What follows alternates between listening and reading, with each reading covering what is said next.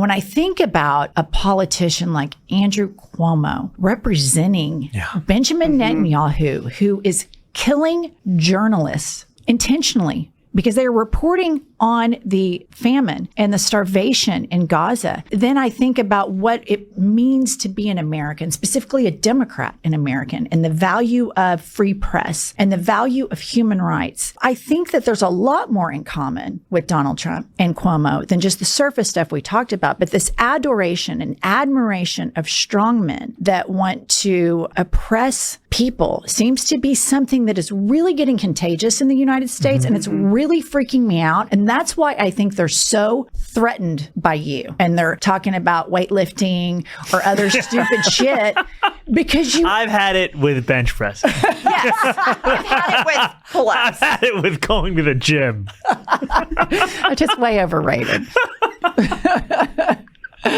No, I'm glad there's not a single New Yorker who voted for me on the premise of upper body strength. So we're feeling good about our chances in the general. We're just where we were.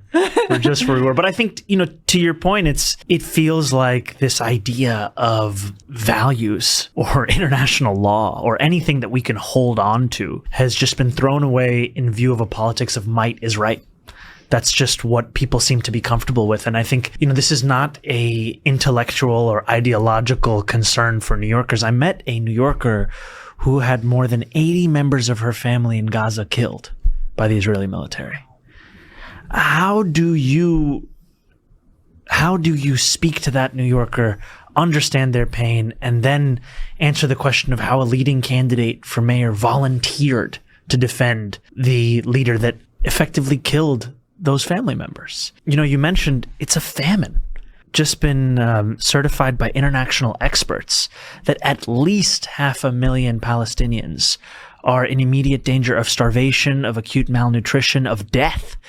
And since then, just, in the little more than a week, we've now seen the Israeli military bomb a hospital. Chat, why are you getting excited for this guy? Don't you know that this is electoralism is a bummer, and we should not give a shit if Benjamin Netanyahu's attorney wins mayor of New York and then arrests every pro-Palestinian protester, or you could have someone who's pledged to arrest Benjamin Netanyahu. I don't think there'd be a clearer example of why electoral politics is sometimes important than, on the one hand, you have a guy who's saying, I'm going to arrest Benjamin Netanyahu, and the other hand is a guy saying, I'm going to arrest anybody who protests Israel. If you cannot see why that's important to get involved in that race, then I think you may actually be a dodo.